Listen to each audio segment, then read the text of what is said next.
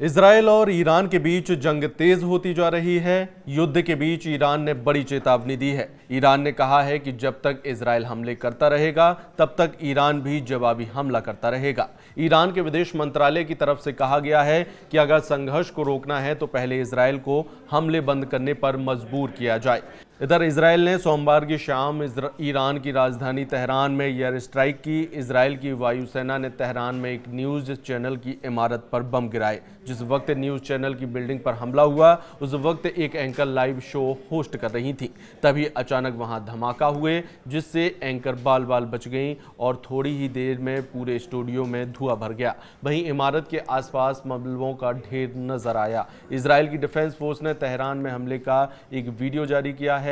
Israel की force के मुताबिक उन्होंने तेहरान में मिसाइल लॉन्चर से लदे कई ट्रकों को निशाना बनाया और इस हमले में ईरान की सेना को बड़े नुकसान का दावा किया गया है। वहीं ईरान का दावा है कि उसने इजरायल के एक और F-35 विमान को मार गिराया है। ईरान के दावों के मुताबिक तबरीज में ईरान की एयर डिफेंस ने F-35 फाइटर जेट को मार गिराया है। ईरान के दावों के मुताबिक अब तक उसने इस युद्ध में चौथा F-35 फाइटर जेट को मार गिराया है। वहीं दूसरी ओर इजरायली डिफेंस फोर्स यानी IDF ने दावा किया है कि उन्होंने तेहरान एयरपोर्ट पर ईरान के 2 F-14 जेट्स को मार गिराए हैं। इजरायल और ईरान में जारी युद्ध के बीच अमेरिका के राष्ट्रपति ट्रंप ने ईरान को बड़ी धमकी दी है। ट्रंप ने कहा है कि काफ़ी देर हो जाने से पहले ईरान बातचीत के लिए तैयार हो जाए।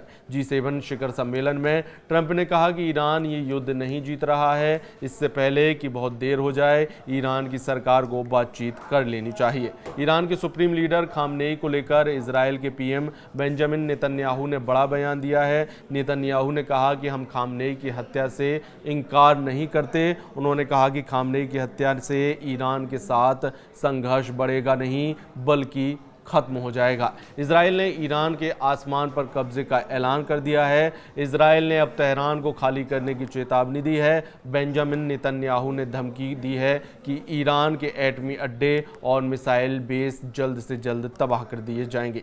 ईरान को कमज़ोर पड़ता देख तुर्की के राष्ट्रपति एर्दोआन ने मिशन शुरू कर दिया है। वहीं युद्ध में रूस की भी एंट्री हो चुकी है। दूसरी तरफ भारत सरकार ने ईरान में फंसे भारतीय छात्रों को निकालने का ऑपरेशन शुरू कर दिया है।